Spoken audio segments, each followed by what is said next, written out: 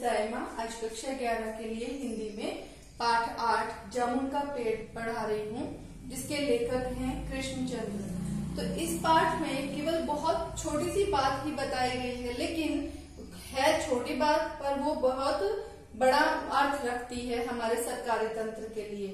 सबसे पहली बात यहाँ पर क्या बताई है लेखक ने कि उन्होंने जो भी कुछ बताया उससे समाज के यथार्थवादी दृष्टिकोण का पता चलता है। अर्थात यथार्थवाद क्या होता है? जो सच्चाई है, जैसी सच्चाई है उसको उसी रूप में उजागर करना। तो इस कहानी से लेखक के यथार्थवादी दृष्टिकोण का पता चलता है। दूसरी बात, यह एक हास्य व्यंग्य कथा है। मतलब क्या हुआ कि मजाक के माध्यम से लेखक ने सरकारी तंत्र पर व्यंग्य किया है। सरकारी तंत्र की जो नीतियां हैं उन पर व्यंग्य किया है कि किस प्रकार से अगर कोई घटना घटित हुई है तो एक व्यक्ति उसको दूसरे पर टालता है, दूसरा तीसरे पर, फिर अगले व्यक्ति के ऊपर उस बात को टाल दिया जाता है। वो लोग टालू प्रवृत्ति के होते हैं, कार्य को करने के लिए स्वयं प्रयास नहीं करते। तो इस कहानी के द्वारा लेखक ने हास्य के द्वारा व्यंग्य किया है।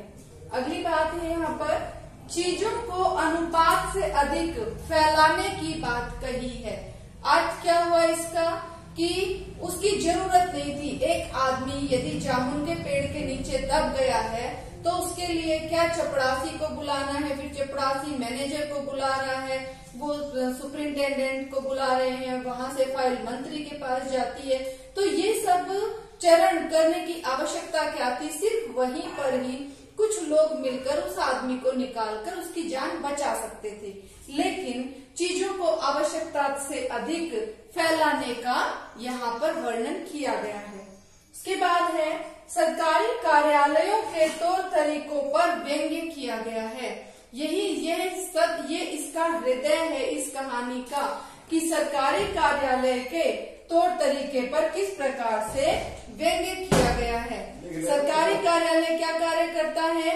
एक काम दूसरे पर टाल देता है, दूसरा अगले पर टाल देता है। उस काम को वहीं पर ही नहीं किया गया, उसके लिए मंत्री से पूछा गया। एक पेड़ के लिए मंत्री से पूछा गया, मंत्री ने उस बात को दूसरे जो व्यापार विभाग है उसने कृषि विभाग को सौंप दिया, कृषि विभाग ने हॉर्टिकल्चर विभाग को सौंप दिया, उन्होंने कल्चरल डिपार्टमेंट को सौंप दिया है, कल्चरल डिपार्टमेंट ने उसको सर्जन को या चिकित्सा विभाग को सौंप दिया है। तो इस प्रकार से अपना कार्य अपने सिर से टालकर दूसरे व्यक्तियों पर डाल दिया गया है। तो ये एक व्यंग्य किया गया है। पूरी की पूरी रचना, क्योंकि हमने पहले ही पढ़ा है, यह एक हास्य व्यंग्य कथा है। तो व्यंग्य के माध्यम से, हास्य के माध्यम से सरकार के तौर तरीकों पर व्यंग्य किया गया है। और आज का मेरी तरफ से इस पाठ के लिए अंतिम बिंदु क्या है? लोगों की संवेदन शून्यता और अमानवीयता के व्यवहार का वर्णन किया गया है। लोग दूसरे के प्रति संवेदन शून्य हो गए हैं।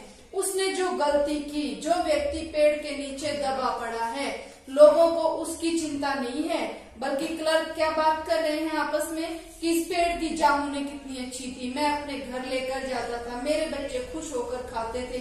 जो व्यक्ति वहां उस पेड़ के नीचे दबा पड़ा है उसके प्रति किसी का आकर्षण नहीं है, वो लोग अपने ही स्वार्थ की बात कर रहे हैं, तो वो उसके प्रति संवेदन शून्य है। अमानवीय व्यवहार जो एक मानव के लिए सही नहीं है, उस व्यवहार का यहाँ पर वर्णन किया गया है। ये 5 पॉइंट आप याद करेंगे, उसके साथ में आप पूरा चैप्टर पढ़कर आप इसके स्टोरी को अच्छे तरीके से समझ सकते हैं। आज के लिए इतना ही। धन्यवाद।